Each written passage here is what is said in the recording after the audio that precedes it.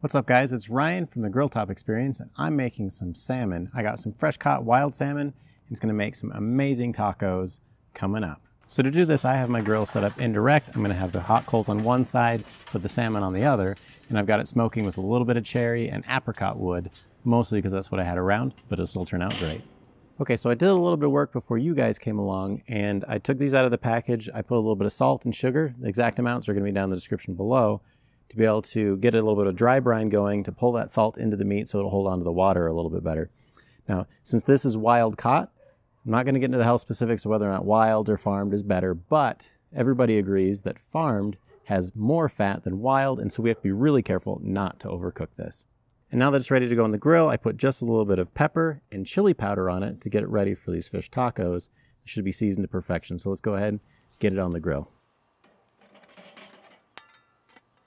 I took the juice of a lemon and an orange and added a little bit of the zest, and we're going to coat both fillets of the fish with it, and that really lightens up the flavor. Now the grill is set up indirect with a slow and sear on one side. We're shooting for a temperature of about 350 degrees for about 20 minutes with just a little bit of smoke, not too much, we don't want to overpower the delicate fish. Okay, so the barbecue purists out there are going to say, Ryan, this is not grilling. That's right, it's more like baking because we're doing it indirect.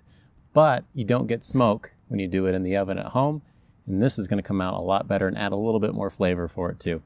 Now we're at about 130, we're shooting for 140 or about fork tender. We're getting pretty close, another minute or two, and we'll be there. The last step is add a little bit of the lemon and orange juice, but you can also add it directly on the tacos when you're done. So now it's come off the grill, we got to go ahead and put it all together. What I'm going to do is just cut off a little piece of this salmon here on the end, keeping the skin on the board. Got a couple of corn tortillas, and you just take that, minus the skin, and you smack it right here in the middle of your taco. Break it up a little bit, and that's going to look pretty good. Now I also made up some coleslaw. It's basically some red cabbage and carrots, a little bit of vinegar, left it in the fridge for about an hour, and that's always good on top as well.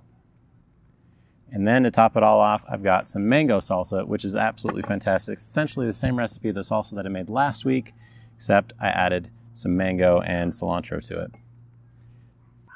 Now look at that. That looks absolutely fantastic. It's ready to eat. It's all right. It doesn't really matter if you're trying to cut the calories, or if the doctor told you to eat light, or if it's just too dang hot to be able to eat anything with a ton of meat in it. This salmon fish taco is going to hit the spot every single time. So if you want to see more videos like this, go ahead and subscribe. If you like this one, share it with your friends so that way they can enjoy it too.